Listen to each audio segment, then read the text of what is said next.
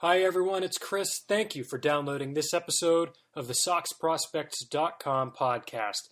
We're ready to preview our trip to spring training, but first, I need to tell you about a new way that you can show your support for the podcast, and that's through our page on Patreon. As you all know, we do what we do for free, and we occasionally get an ad on here. We get some revenue from the website, but really we just basically try to break even. Other sites charge for the type of coverage that we provide, such in-depth coverage of the Red Sox farm system. We provide it for free. But we prefer to keep this model of producing content for free and relying on donations from those who choose to donate, who feel like they can and feel like they want to support the work we're doing here. Your support pays for things like our travel, like the trip to spring training we're about to go on, trips to Fall Instructional League, to Greenville, to Salem. It also helps pay for operating costs, things like tech, web hosting, all those kinds of things. That gets us to Patreon. Head over to patreon.com/SoxProspects.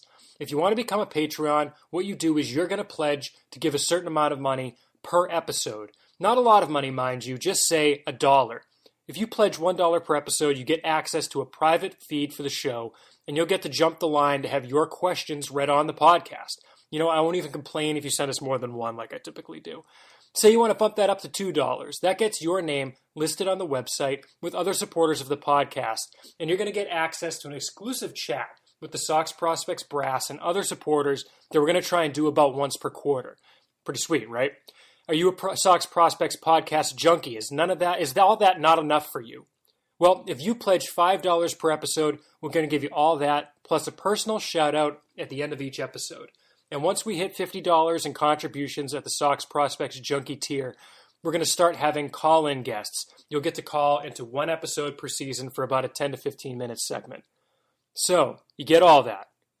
Again, what's the website? That's right, patreon.com/SoxProspects. That's patreon.com/SoxProspects. Again, patreon.com/SoxProspects. Again, thank you all for your support, for the downloads, for the subscriptions, the ratings, and if you can help us on Patreon, help support the show, we'll really appreciate it. All that said, let's start the show.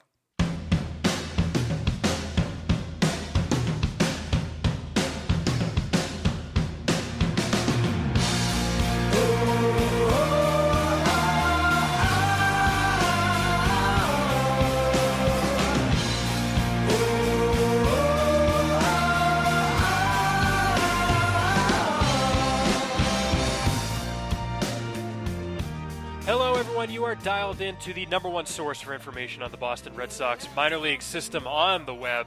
This is the SoxProspects.com podcast.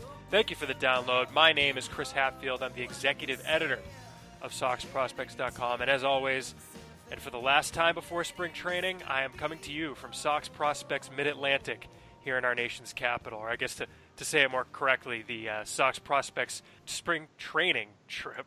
And as always, I am joined by our managing editor, Matt Hegel, and director of scouting, Ian Kundle. We're here on a Saturday morning. My usual podcast fuel has been replaced by coffee. Gentlemen, spring training's coming. Hey, guys. Yeah, good to take a break from this NFL free agency madness and get down and get the baseball season going. Yeah, it couldn't be coming soon enough. It's like 9 degrees here today, and I'm not happy about it at all. Well, you've had some travel planning things issues you're telling us about. It's been an interesting morning. I woke up this morning and got an email from JetBlue telling me that my flight was probably going to be canceled on Tuesday because of the impending snowstorm, and so I had to wait on hold for 45 minutes to talk to them, and ended up changing everything around so that I can get down and get some coverage going for the site. But just means I get to get to Florida earlier, which isn't the end of the world. Not the end of the world. If you think about it, just in baseball terms, not the Florida part. No one wants to go to Florida, but just getting down there for baseball is good. I will not tell my wife you said that. She would probably stab you in the eye if she heard you say that. I can't hide my feelings. I'm not a huge fan of the state. I'm not either. But all of our listeners in Florida, we love you. And your opinions the people who listen to us are great. It's just it's all the others. It's not you guys. The other parts of it aren't great. Like, it's too hot. I don't want to get into this. This could get bad. So let's just keep going. I don't want to offend anyone. Florida's a great state. The it's weather not as good as Massachusetts and Michigan. the weather's a plus for me. The other stuff I can live without. Yeah, well, at any rate, I know. So, you're getting down there Monday night? Yeah. I'm getting down there Wednesday night. And Matt, you and I think most of the rest of the crew are coming in on Friday. Friday morning, yep. Okay. Games don't start until Wednesday morning, so I'm interested to see what happens on Tuesday. I've heard what goes on before, but we've never had anyone down there before games have started, so could be interesting. It could. So I think our plan in terms of podcasting. Well, I'm thinking maybe we try and do a couple while we're down there. I'm thinking maybe spitballing here, and don't hold us to this, but maybe Ian will do one Thursday night with what we've seen the first 3 days, and then we'll get one Saturday night with everyone else that's there. Get some of maybe the first timers. James Dunn is coming down for the first time. I love getting kind of that first timer perspective on there. We had Will Woodward last year who wrote a great piece for the news page about being a spring training rookie. So maybe get James on there. I forget who else is coming down. Mike, as always. So, but at any rate, look for at least one, maybe two from down there, and then we'll try and hop on when we get back to recap. So, gentlemen, before we get into this, I apologize. My cat just knocked over a box. I was about to say, I just heard something in the background going on there. No, my cat was trying to get into a box that had its lid on, and when the lid collapsed in on her, she freaked out. So, no, it's pretty funny. But at any rate, a couple things to get out of the way. Make sure you subscribe and rate and review. It helps us out. You could subscribe on iTunes, Stitcher. You can become the first person to download this on Google Play Music, and we're also up on YouTube. So whatever is easiest for you, go on and subscribe and give us a rating. We really appreciate it. And it's the easiest way to listen because new episodes will download automatically. We also want to thank the Ludlow Thieves for our intro music. Go check out their stuff, iTunes, Amazon, Spotify, however it is that you listen to your music. And we love getting your emails. We've got one email we're going to read today. So send those to podcast@soxprospects.com. Love getting listener emails. So, again, send those in. If there's anything in particular you're interested in hearing about from spring training, that'd be a great way to make sure we cover it, whether it's from one of the episodes down there or when we get back. So send us those emails. Gentlemen, today the topic we're going to hit that I figure we could talk about, it may not be the longest podcast, but that's not the worst thing ever, is what you're looking forward to seeing down in spring training. I know I got asked this on Twitter, I think once or twice, so sorry not to give shout-outs to those particular Twitter users who asked, but I think it's a good idea just as a preview. What are you looking forward to seeing when we get down there? What will you be on the lookout for? What will you be keeping an eye on? What will you be prioritizing when we get into Fort Myers? I'm going to flip a coin right here. Let's see. Okay, here we go. Ian, heads or tails? If it's heads, or if you pick it right, then you go first. If you lose, Matt goes first. Heads. All right, heads it is. Ian. Yeah, come on. Is there any doubt? I always go with tails never fails perfectly. Tails never fails, right? Yeah. But guess it does. I don't know. Yeah. Fake news, alternative facts right there. First, the thing I'm most interested to see would be the young pitching. Now, we've kind of discussed it. There's not a lot of depth, especially starting pitching wise. Due mainly to trades. They've obviously traded Espinosa and Michael Kopech are two of the top 20 prospects in baseball. Mm-hmm. And that's left Jason Groom is really what? I don't know about top 20. 25, 30, 40, whatever. Yeah. They're top. They're up there. Yeah, semantics. But anyway, that's left Jason Groom as really the only impact potential starting pitching option. And after that, you've got to drop off. You got guys like, Brian Johnson, Renil Raudes, maybe back-end type guys. And after those two, there's not a lot that I can comfortably project as a starting pitching option. So I'm interested to see the guys like the Brian Matas of the world, Darwinzon Hernandez, guys like Mike Schwaring, Sean Anderson, to see mostly the draft picks from last year and the international guys, to see if any of them can take that step forward and kind of bridge that gap and establish themselves as kind of the number two or number three starting pitching prospect in the system. Yeah, it's going to be interesting for me just to see, when these players Hernandez was in the U.S. last year, but Mata and his first kind of full taste of being in the U.S. And actually, if you go by, one thing that we kind of use for our projections is the media guide and who's in there, and kind of the guys who look like they might be coming over to the U.S. this year. They're from the Dominican Summer League. There's Mata. There's, Jose Gonzalez is an interesting arm. Johan Martinez is an interesting arm. There's a few guys coming over. Rainiel Adames is coming over. Ritzy Mendoza. So there's some guys there that I think it'll be interesting to see how the transition is. Whether they're your typical, can dial up velocity type guys and probably are moving to the bullpen in 2 years, or if they're, in the example of Mata, who you saw in Instruxy, and a guy who really looks like they might project as a starter down the line. So that's going to be interesting to me. Well, yeah, and actually Martinez is someone I've already seen, and he's a relief-only guy already. I think he was the closer for the DSL Red Sox last year, and he's someone, as you were describing, doesn't really know where it's going, can run up in the mid-90s. I'm looking at his page, he's listed at 194. There's no chance he's 194 pounds. But yeah, he's someone who actually I'm pretty interested to see again, because he's the type of the profile of someone who in a couple of years will come back. He'll show up at fall instructs in like 2 years and he'll be throwing like 95 to 99. So he'll be the Victor Diaz or Raul Alcantara, or Juan Rodriguez, Gerson Batista, Nefi Ogando. There's an endless amount of them. Right. Yeah, I was going to jump in with one guy that you referenced, but I'm pretty interested in Sean Anderson. He's a little older than some of the younger guys you were talking about, but a guy who was just picked last year and picked in the third round, and it was ranked high, in terms of draft, the draft rankings, and didn't perform well in Lowell. But I know some people liked him as a potential starter, and so he's a guy I'd like to see, and I'd like to actually talk to and see what was going on last year. If some tiredness from a lot of innings in his last season at Florida versus the seasons before, and see if he was going through dead arm or see what was going on there, because I think a lot of people have underrated him based on what he did at in his short time last year, and I think this year will be the true sign to see where he's going.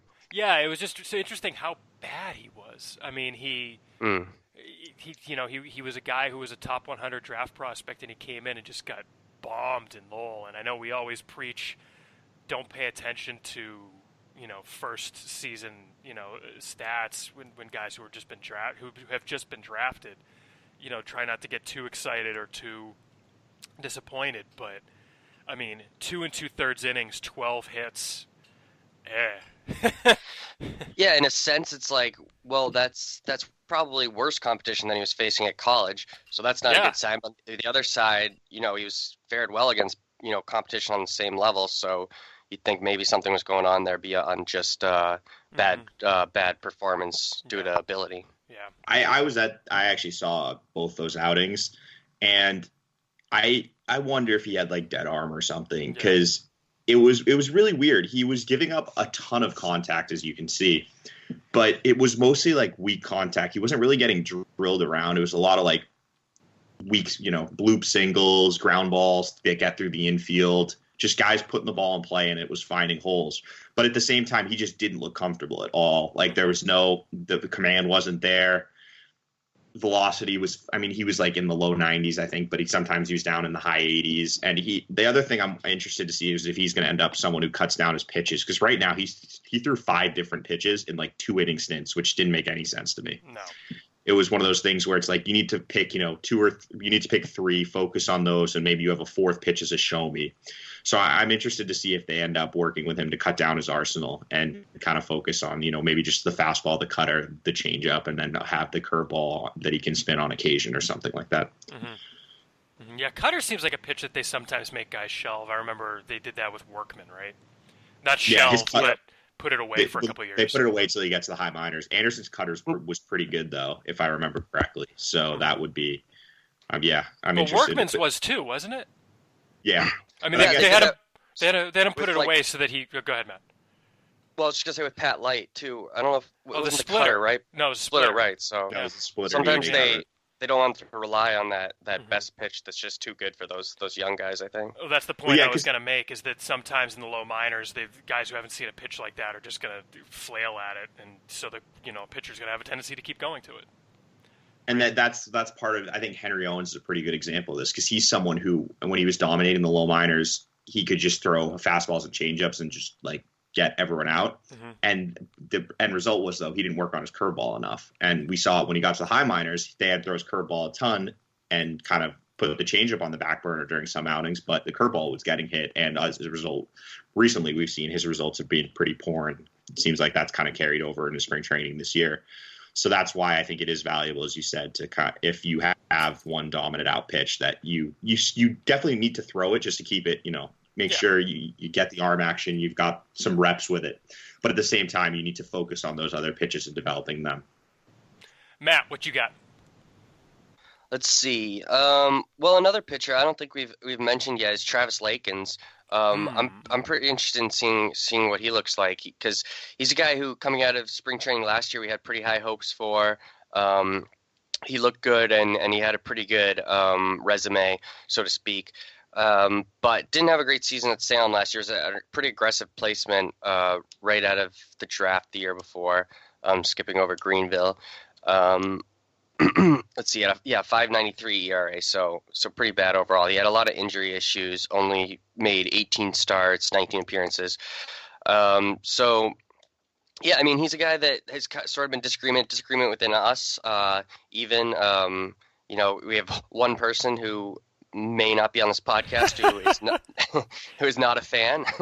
But his point is sort of that, we saw him at one point, last spring looking really good, and he hasn't really done anything since, and we haven't really had great reports since. So, there's no reason to hang on to that one spring training viewing. And I get that, but there's also a lot of people in the industry who feel strongly about him and still feel like he's a solid prospect going forward. I think Keith Law doesn't he have him in his top 10 still? Yeah, Law had him at like 6. Right? Yeah, I think he's real high, yeah.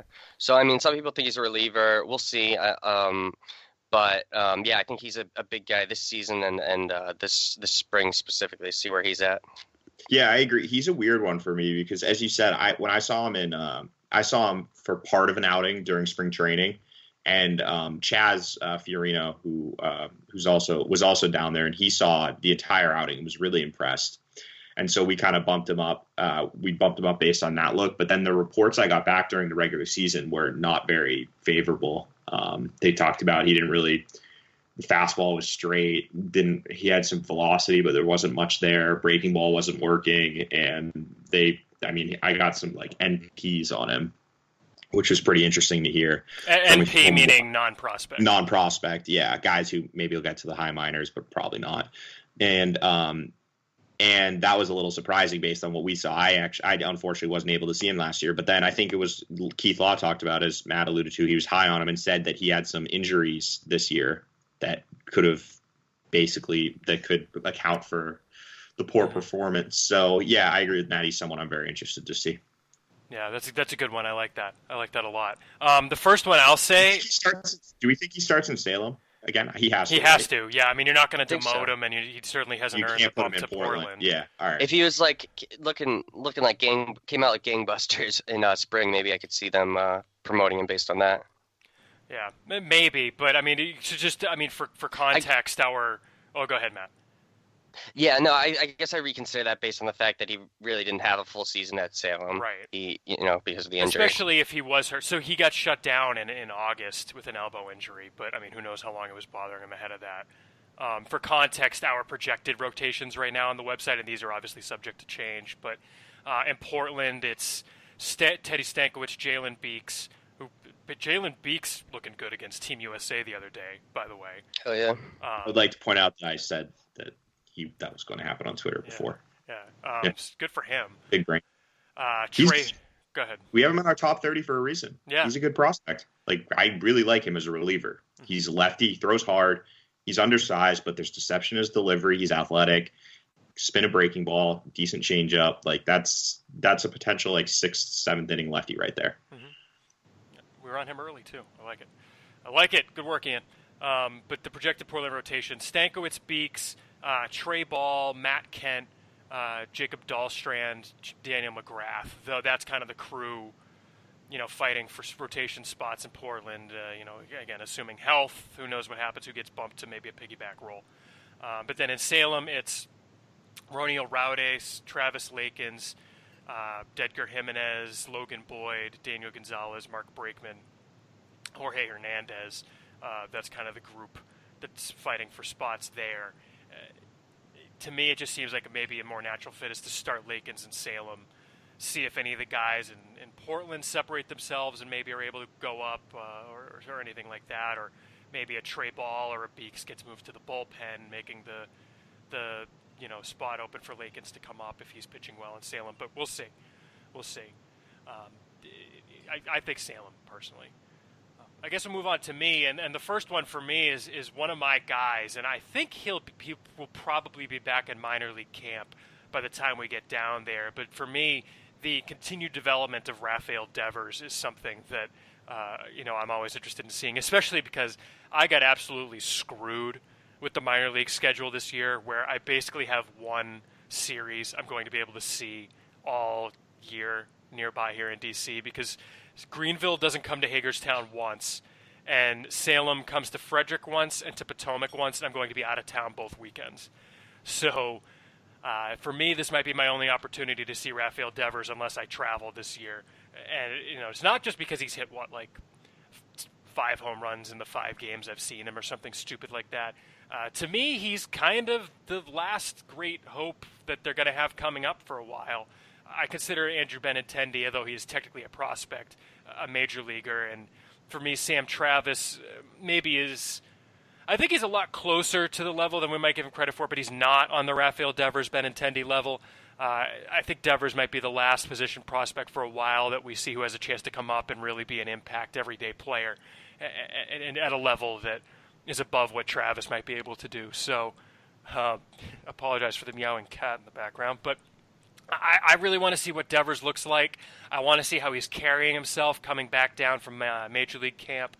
For context, the first guys getting optioned for Major League Camp usually happens kind of as minor league games are starting. Last year, Danny Rosenbaum got sent down on the 7th, but I think he was hurt. The first real options were on March 11th.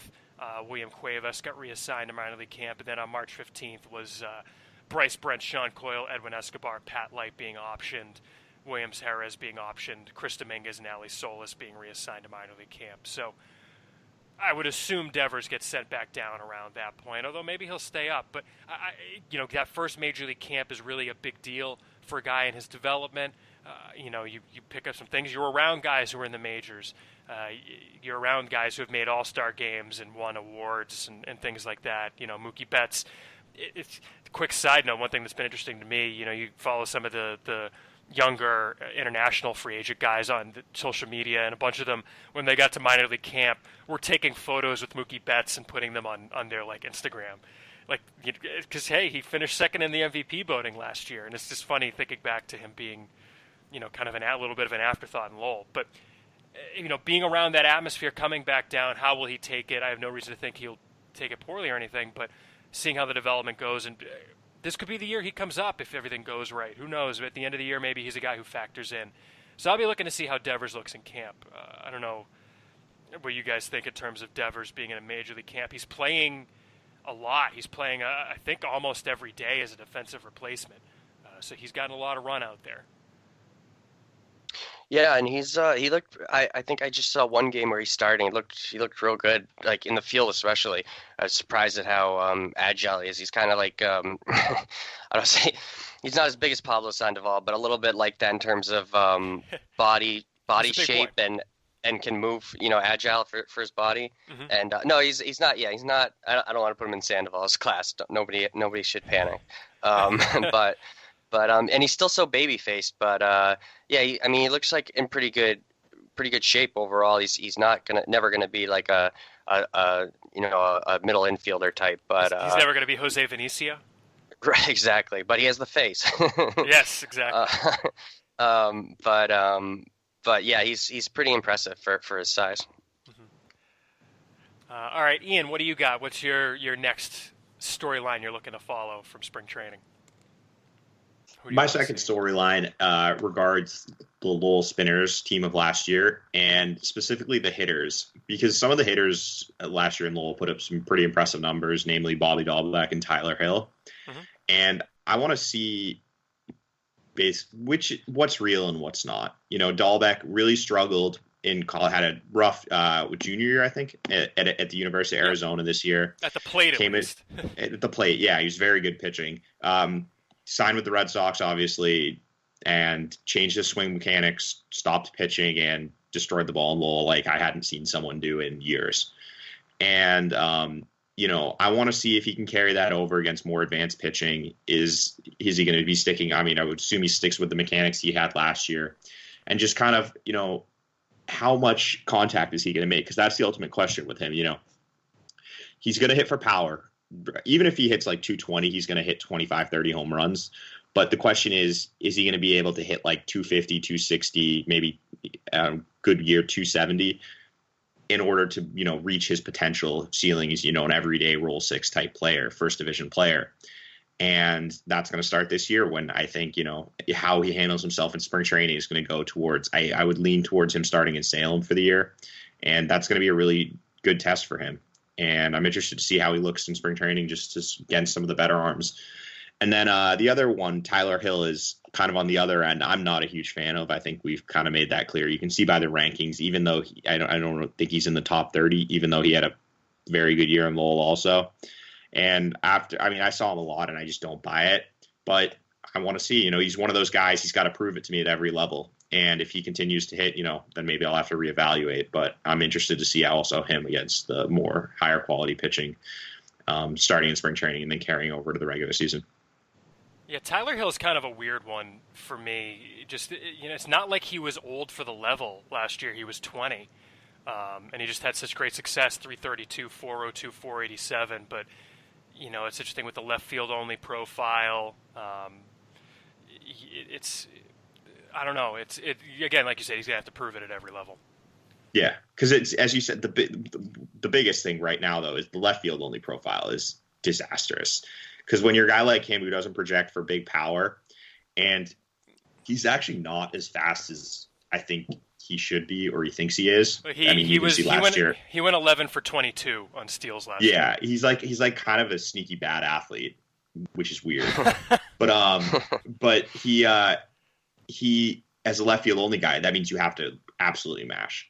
And I just don't think he has the bat for that. So that is kind of like where my hesitation or general ambivalence about him comes from, is that I just don't, what is he if he's a left field only guy? So, but again, if he keeps hitting, then it's like, well, maybe we'll take another look and we'll keep reevaluating. So I'm interested to see what he looks like. Matt, what you got? Well, let's see. I guess I think we've probably referenced this guy, but I mean, Christopher Acosta, I think, is a big storyline in this camp. Is he there? Well, that's right. And so far, from what we've heard, he is, or he has reported. Well, he reported to the Dominican Academy. Oh, true. Okay. Yeah. And he's not in the media guide, I don't believe. So it's up in the air whether he's going to. I mean, and I get why you don't put him in the media guide, but right. I think its first question is he there? I agree. Right. Gotcha. I mean, we'll have a Christopher Acosta watch on Twitter, so just make sure to follow along. Yeah, because he kind of opened. I think a few. I mean, he got a big bonus, but then last spring he didn't end up reporting to an affiliate, and we don't really know where, you know, what he was doing for most of the season. But he wasn't playing baseball, so a year off from baseball, we'll see. Well, I mean, we'll see, if we get to see him, we'll see how that looks. But yeah, is he there? Is the main question, I guess. Last spring, where we saw, what was the projection that you guys had on him? Projectable 3-pitch mix, really young. You know, needs to add weight, but intriguing. Feel for a breaking ball. Feel for a changeup. Changeup probably could be a potential plus offering. Fastball was like 89 to 91, but I think it'd settle into the low 90s. It was like a really interesting arm. But yeah, then a year off, as Matt alluded to, not playing baseball and not necessarily, yeah. So we'll have to see if he's there and what he looks like. Because honestly, like right now he's number 60. I think this is going to be the point at which we either drop him off or bump him up, because we've just been basically kind of hedging, and we'll have to see, what happens with that. If he's not there, I think it's he's off. The end. Absolutely. Yeah. Well, not the end, but he comes off the rankings. But like and I think but that kind of the fact that if he's there and he looks anything like he did last year, we'd consider bumping up all the way to the top 20 kind of speaks to the lack of depth in the system right now. A guy that hasn't pitched in the year, if he shows potential, is going to be a borderline, top 20. I wouldn't probably put him back in the top 20. I'd probably put him close in like the 30 to 40 range, but still, in past years, someone like him, we'd probably just keep in like the back, the 50 to 60 range, even if they showed up. But now it's like, there's so many guys gone that, there just aren't that many guys that project as starters. And that was, I think, what was nice about him is that you could potentially see a future starter there with the pitch mix and add some weight and that sort of thing. Yeah, because he's one of those guys, you see him and he looks like a starting pitcher. He's, 6'3", 6'4", lanky, high waist, long levers. As you said, projectable, athletic delivery, like that's what you're looking for in like the starting package for a starting pitcher. And it's just, now we'll kind of wait and see mode.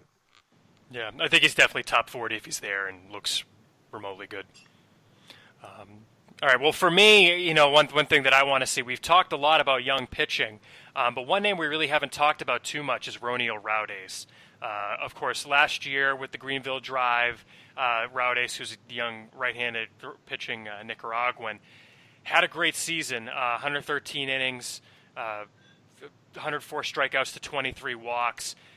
The numbers don't jump off the page at you, but considering he was the second youngest pitcher in the league to Anderson Espinoza to start the season, the way he was able to hold his own was impressive. I know Alex Spear gave him his minor league pitcher of the year award for last year for the Red Sox system, and I tend to agree with that. On the website with our forum voting, I think, with our internal pick it was. We don't do the forum voting anymore.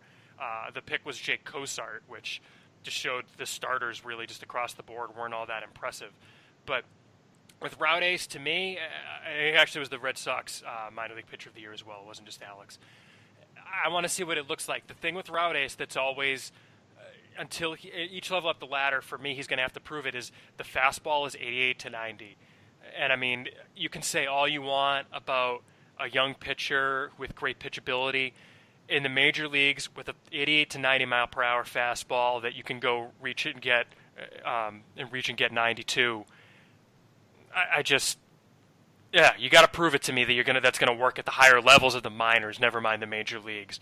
And he throws, the curveball and the changeup as well. The changeup, we've got it down. Ian, I don't know. This may not be the most updated report I'm looking at, but fringe average potential on the changeup, although the curve is above average to plus. The arsenal doesn't jump out at me as what you would typically have for a top 10 prospect in the system, even though we have him at 10. And I know that some outlets have him all the way up at number 5.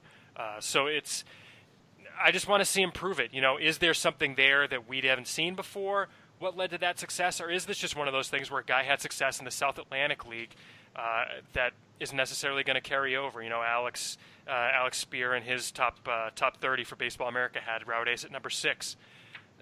I don't know. I don't see anything more than best case scenario back end starter, maybe even barely that, unless we see some kind of uptick in the stuff. Ian, you've seen him.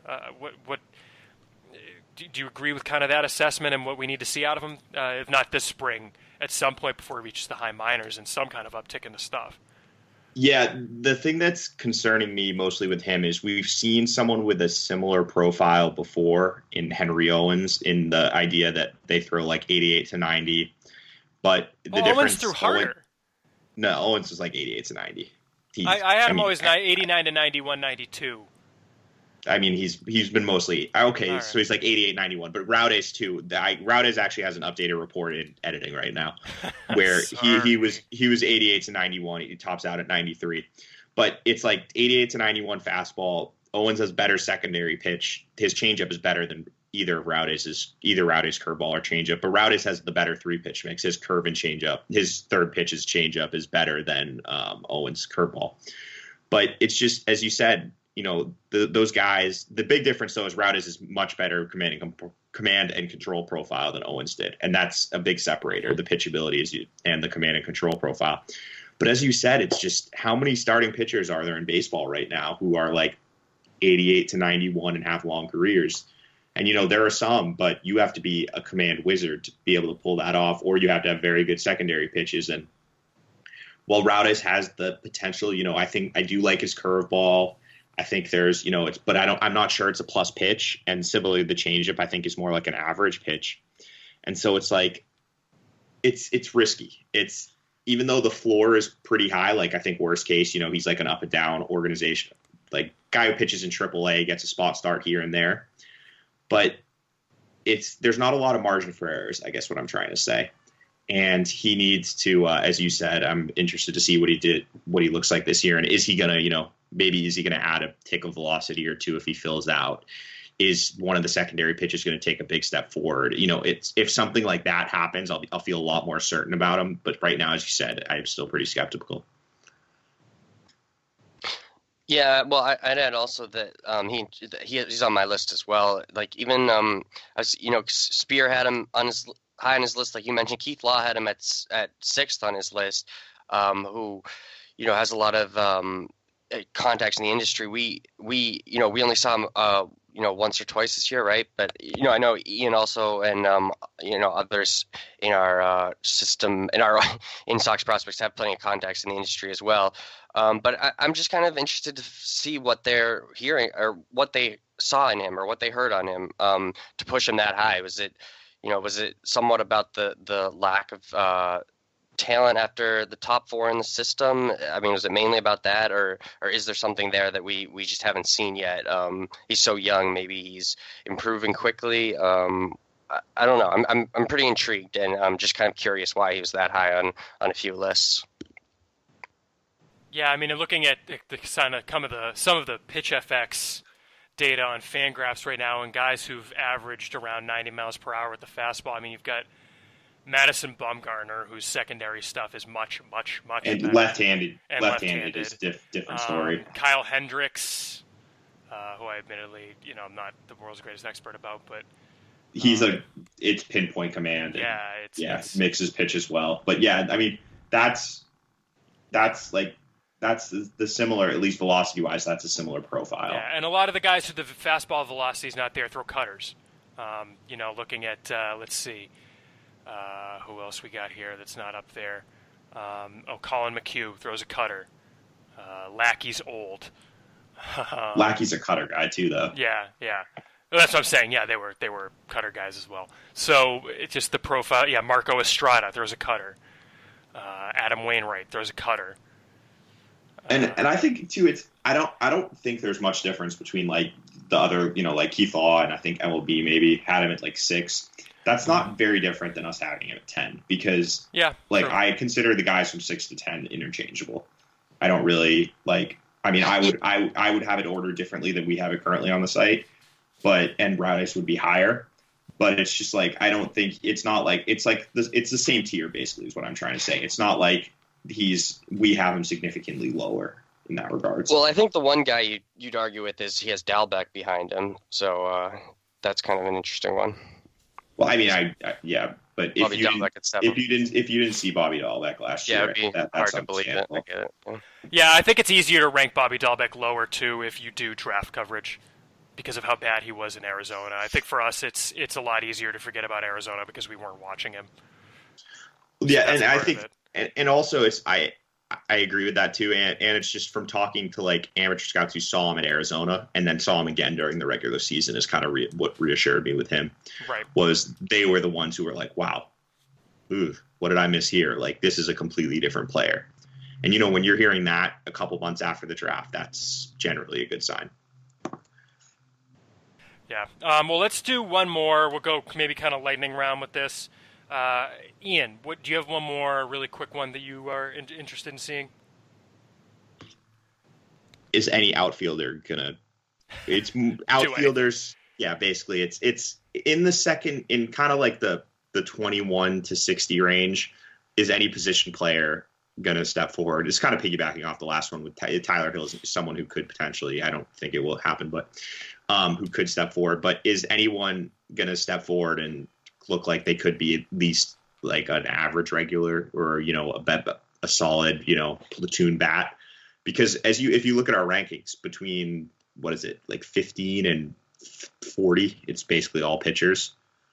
15 to 20 is all pitchers. 15 to 25 is all pitchers. There's 3 hitters in the 25 to 30 range. There's 2 hitters, 3 hitter. Yeah, it's basically all pitchers. There's like 7 hitters in about a 20, 25 spot range. Mm-hmm. And then when you get into the back end of the 40, it's just, you know, guys like Bryce Brent, Steve Selsky, it's organizational types. So is anyone from that tier, you know, Lorenzo Cedrola, Joseph Monhe, Josh Tobias, Donnie Baldwin, you know, Jordan Procession, are any of these guys going to step forward and look like they could be potential big leaguers and kind of, just reestablish that depth that's gone because of trades? Yeah, I'm interested in Cedrola out of what you just mentioned because you know, there's been a lot of, like, I think Alex had him in his top 30 and we have him at 43. Yeah. And that's, you know, like we've been saying, it's not necessarily a huge difference in this system, but it's just, you know, there's some things that have been kind of holding him back. Like, you know, he's small. We've seen in the past. So I just want to see if he's any bigger, if there's any, what exactly is there, because he's been kind of a guy that's been a bit of a mystery. And these are the kind of guys that, you know, when they're young and they're coming over, you know, from the international signings, this is the type of time when we start, you know, seeing what they develop into and getting to see them more often and getting a real profile on them. So we'll see if he's a real thing or not. And I guess do you want me to throw in one other? Yeah, go for it. You might as well hop right in. Okay. Just a quick one is Jake Cozart, and I don't think I've seen him pitch in the past, and I'm interested in how funky his delivery is, and he was so good last year. Is he going to be a shutdown reliever who is probably going to be injured at some point, or you know, was it a 1-year wonder type thing? You know, he's really intriguing based off the stats and you know, some of the stuff we've heard in the past, and I'm just interested in seeing him pitch and seeing what his delivery looks like. Yeah, Ian, correct me if I'm wrong, but it's not so much funk, and I'm not saying, you know, maybe just splitting hairs on semantics here. It's not so much funk as it's an all-arm delivery. I mean, there's no lower half whatsoever. Yeah, if you want a good example of, if you're trying to, for those listening at home, if you want to get an idea of what it looks like, go look up Rob Nen, his delivery on like YouTube or whatever. And it's similar to that. Or you could go to the SoxProspects.com YouTube page and actually watch Cozart. Well, you could do that too, but I completely didn't even think about that. But yeah, do that actually. Go to our YouTube page. There's a lot of video on there that's very good. But yeah, it's just he doesn't use his lower half at all. And that is disconcerting in itself, that his arm is just so quick that it's just from like 0 to 100, just like that. And the ball's on the hitter. Does that make sense? So yeah. It's not, you know, with most guys, you got your timing, you know, you're ready. You see he takes that step back, you know, starts the wind up, and you're kind of basing your timing off that. With Cozart, he's still, and then the ball's just coming. And it's just, that's what's kind of like disconcerting for the hitter. It's not so much that there's deception. It's just, gets on you really quick and it's just not something you're used to seeing. Yeah, I suggest going and watching that video while listening to Ian describe it, because I've just been doing that, and it's pretty good. maybe that's what we need to do on an episode of the podcast, is overdubs on the SoxProspects.com YouTube videos. Like I'd listen. like riff tracks, which is like the guys who used to do Mystery Science Theater 3000. What they did for a while is you could download an MP3 that you listen to while watching a movie. So that way they could do it with real movies as opposed to like the crappy ones that they did. Anyway, I'm getting off on a tangent. And with Cozart, I'm interested to see if they tried to tinker with his mechanics again, because obviously back in 2015 they tried and it failed miserably. Some of his starts in Lowell's were some of the worst starts I've seen since Randy Consuela, and he like to the point where they had to put a like a pitching screen behind the catcher when he was warming up because the ball was just flying all over the place. But then obviously last year is a completely different guy when they let him go back to his mechanics that he was using in Instructs the year before when I first saw him. So I'm interested to see if they try to take. I'm going to guess they did not, and they've realized that the best strategy is to just let it fly. And if he gets hurt, he gets hurt. That's the risk you take. But I'm just interested to see if they do try to do anything to try and just get him to use his lower half even a little bit. If he dies, he dies. No, let's not go that far. That's kind of morbid. What? That's Ivan Drago. What's wrong with Ivan Drago? Oh, I'm getting visited by a cat. Hello. Cozart's interesting. That reference are way over my head. I didn't. You've never seen Rocky IV? No. I don't think I've seen any of the Rocky movies. What? I know what we're doing Wednesday night. No, that's not happening. I'm going to watch The Fast and the Furious for like the 45th time. Yeah, that's better. Yeah, not better, but we'll do that. Okay, well, I guess my last one, someone we've referenced, but I've never seen Jason Groom.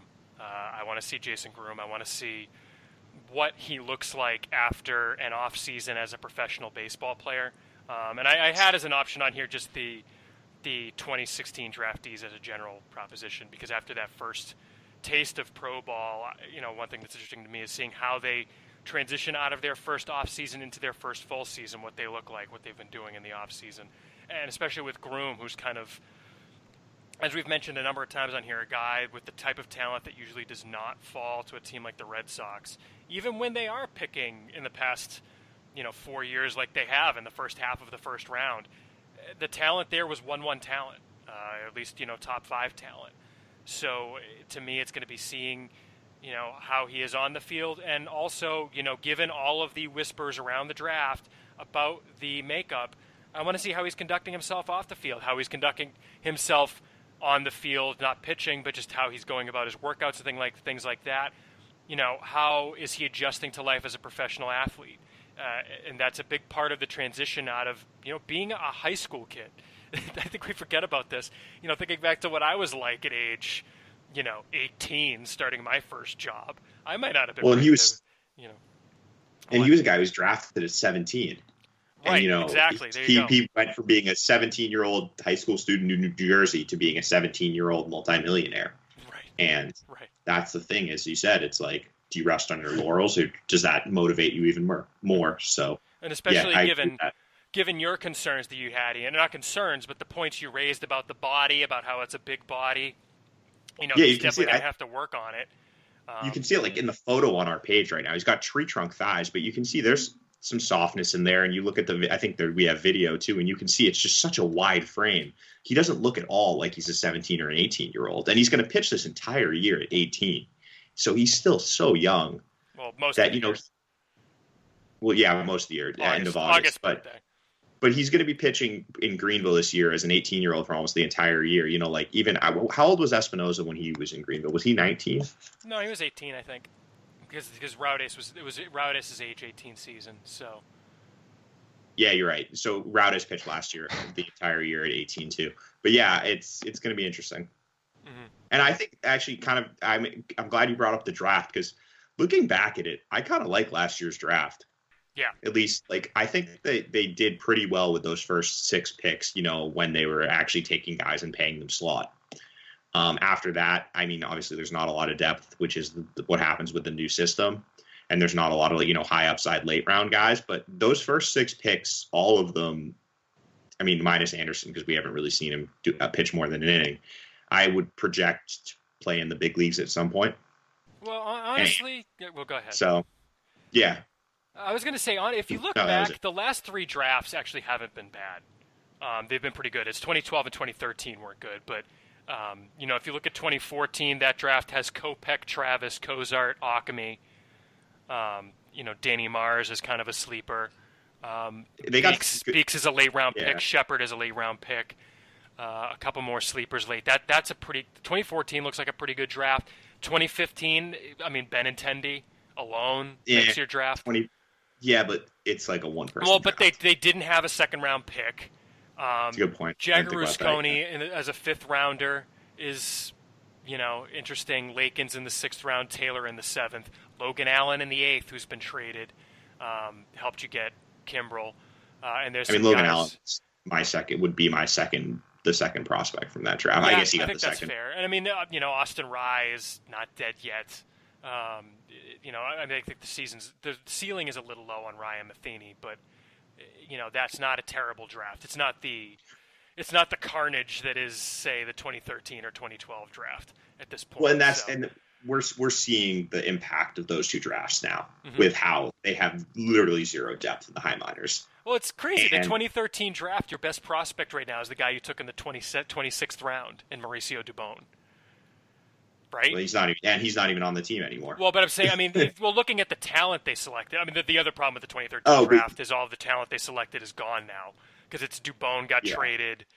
From that draft, they've traded Miles Smith, Corey Luttrell, Carlos Asuaje, Joe Gunkel, Gabe Spear, and Mauricio Dubon at this point. So that doesn't help. And the guys that are still here, the best guy that's left that's still here might be Kyle Martin. Or Nick Longy probably is. Oh, Longy. I missed Longy in the 30th. Nick Longy in the 30th round.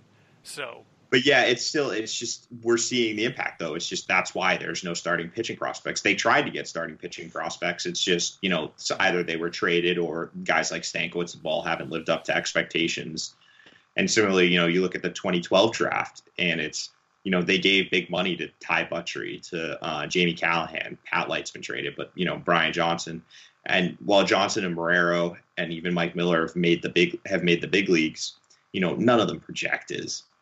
I would say Mike Miller's an OR guy. Brian Johnson maybe a number 5, and then Marrero I would say is an OR guy right now too. So it's like he is right now, like he already is. Yeah. Well, yeah, exactly. And I versus at least when you look at the last couple of years, at least what they've been doing, it seemed like is they've at least, those early round picks, which you can't screw up. They've been getting guys who have shown potential, as you said, Travis and Kopech, Benintendi. Now they've got Groom. So yeah, it just shows that the draft now is just there's so much pressure to nail your first, 4 or 5 picks, the guys you're giving the money to, because if you miss on even 2 of those, it can really, that's big time missed opportunity. So what do you think, guys? You want to move on to listener emails? Yes. Sounds good to me. All right. Well, this week we've got one email. And, again, just to put that out there, podcast@soxprospects.com. Send them in. If you send in an email, we'll eventually get to it unless you say don't read this on the podcast or something. But we got an email from Joe last week about last week's podcast, and I wanted to read it because, like I said, questions, concerns, thoughts. We don't necessarily just want your questions. If you have, thoughts on anything that we said, we want to hear it. And hey, it's accountability. I know we talked to Jim Callis, and he always says, I like doing Twitter because it's if I'm going to rank a guy or say something about him, I just, need to back that up. So here's the email we got from Joe, fellas. Joe says, as always, enjoy the long-awaited latest podcast, but 2 bones to pick. One is your reference to Castillo, meaning Rusney Castillo's stellar winter record. Well, it was more than likely not fact-supported. You rained on his parade by stating that it was due to continuing luck and an inordinate number of ground balls that found their way through the infield. In this age of Trump, it seems in style to offer unsupported speculation as fact. Please don't fall into that. You guys are too good for that. If you had data to support what you said, I apologize. Let me just finish the email and we'll get back to that. Secondly, in regard to the pitching prospect who, when sent back to the Dominican because of some disciplinary problem, left the team, he's referring to Christopher Acosta. You said you had reservations because of his apparent character issues. Theo left the Red Sox in a gorilla costume. Do you think he has character issues? Joe. So last week we referenced Castillo.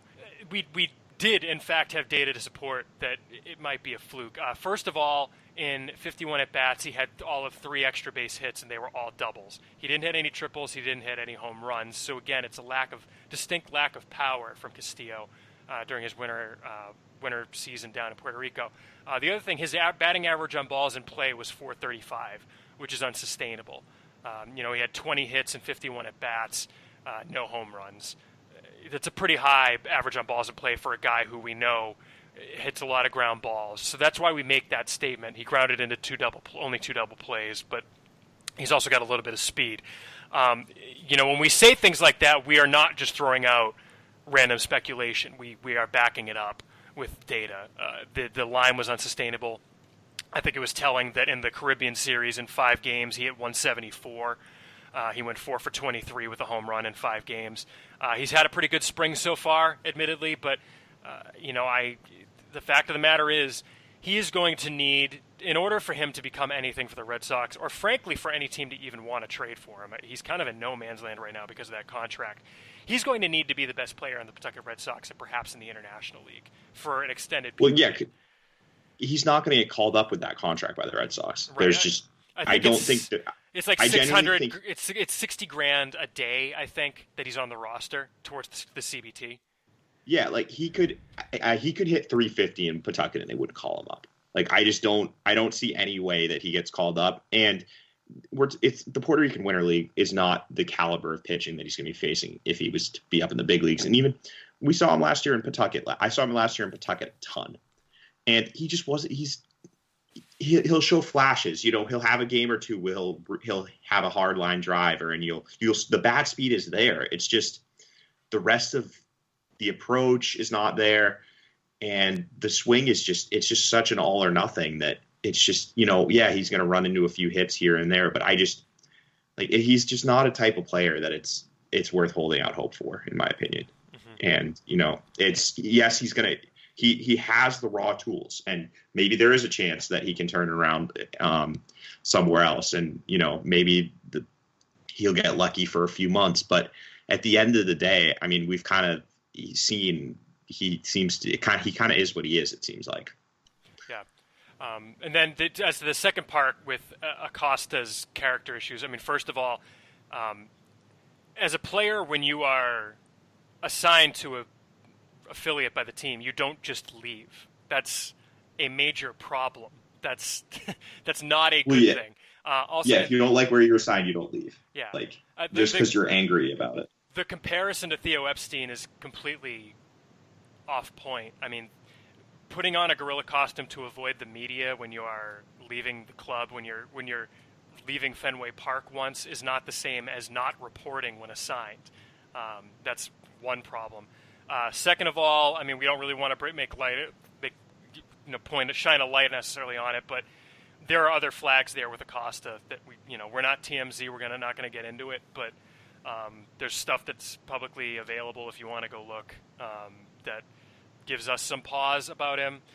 We have reason to wonder whether he's been working out or not during the off season or even last season when he wasn't with an affiliate, and that's another reason why we're concerned about him. Again, we avoid the hot takes here on SoxProspects.com, and we have the reasons to think what we say. I could think back to when we were all extremely concerned about John Denny, and everyone was like, "Well, why?" It's like, "Well, trust me, we know stuff." I hate to say, "Trust me, we know stuff," but go ahead, Ian. Well, no, but that is it. It's in doing this, we're going to find some things out that we can't talk about. Yeah, and I was going to say, you could make a comparison. There's probably been some major league players or from another sport or whatever. I can't think of any off the top of my head that have left. Or not left the team. Sorry, I was going to say. I was concerns. Go ahead. No, that's not where I was going. But yeah, so maybe left the team. I don't know I'm sure there was over a disputed contract. But this is a minor leaguer who, not only are you trying to teach the ways that you're supposed to operate, but all the other minor leaguers, see that as an example of what they're doing, or what you can get away with. Just deserting your team. It's like not showing up for work.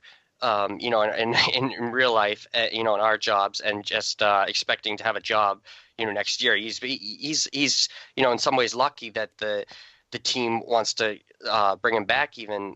But it's his talent that is allowing that to happen. But he should, I don't think there's any question that there's some serious character concerns when you just desert your job, more or less. Yeah, I mean, just to kind of make an analogy to the comparison to Theo Epstein here, there's a difference between an executive leaving the company he's with on bad terms. There's a difference between that and, you know, someone kind of much lower on the totem pole not showing up for work for a year. Right. There's a big that job for a difference. year. There's a big difference. I mean, it's not like he didn't show up for the year. He didn't report. He didn't show up for work, so they suspended him, basically because the fact of the matter is that in doing that, they now have an extra year of control of him. You know, last year's a lost year, but it also doesn't count towards his minor league free agency or his Rule 5. I think it counts for Rule 5, but it doesn't count towards his minor league free agency yet. I think that they keep that year, and it doesn't count as a year on his contract. So, you know, when he gets suspended like that, that's a problem. That's a lot different, like I said, than an executive having a dispute with other executives in a company and leaving that company. Two completely different things, not really comparable at all. That said, I do want to thank Joe for the email. Like I said, if we need to explain points more, then we should do that. And you know, getting not necessarily called to the carpet, but it's a good thing that we to be held accountable. So, thank you for the email to Joe. So that said, gentlemen, we are right at about an hour. Let's wrap this bad boy up, shall we? Any parting shots? Any? I guess the one story I didn't mention that I want to see when I get down there is the Blue Sushi that we go to. The Blue Sushi location that we go to is no longer Blue Sushi. It is now Brahma Sushi, and I'm a little scared. I'm a little scared. I'm skeptical. Yeah. And afraid. But in Yelp reviews since the change, it still mentions lava drops, so I'm sure it can't be that bad. Yeah, that's a key point. Yeah, I was saying, why would you ever mess with Perfect? But apparently there's some dispute or something. You guys did a little investigative research, and there's still some Blue Sushi locations in Florida, I believe. Well, there's another one in Fort Myers. Mm-hmm. It's just in Fort Myers Center, I think, or it's 20-30. It's like 25 minutes from where we are staying. But yeah. We may need to make the trip, Ian. Well, it's just the two of us. Yeah, we'll discuss. That's the kind of like high level discussions that go on in these trips. Yeah. We don't really care about the prospects. We just care about the sushi. But if you're interested in the prospects, definitely follow all of us on Twitter. Yes. Follow the Sox Prospects account. We'll be tweeting from that. At Sox Prospects. At Sox Prospects. Follow me, Chris, Matt, Mike, everyone who's down there.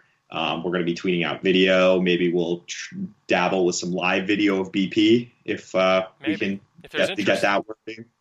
If there's interest. And we're also going to obviously start having we'll have some news articles, probably a daily wrap up each day. Can't guarantee it, but a daily wrap up about what we see down there. And as Chris talked about earlier, a couple podcasts. So get excited because the season is starting and the content is just about to start flowing pretty rapidly. So make sure you're following along. Yep. At SP Chris Hatfield, at Ian Cundall, Cundall, at Matt Hegel, Huegel, spelled just like it sounds. Gentlemen, thank you for hopping on this morning. Oh, shout out as always to our podcast producer, Joe Tetrault, who is making my life so much easier by editing the podcast and producing it and putting it out. Last time went off without a hitch. Thank you to Joe for that. So thank you all for downloading. Thank you all for listening. We'll be right back at you within a week. We'll see y'all from Fort Myers.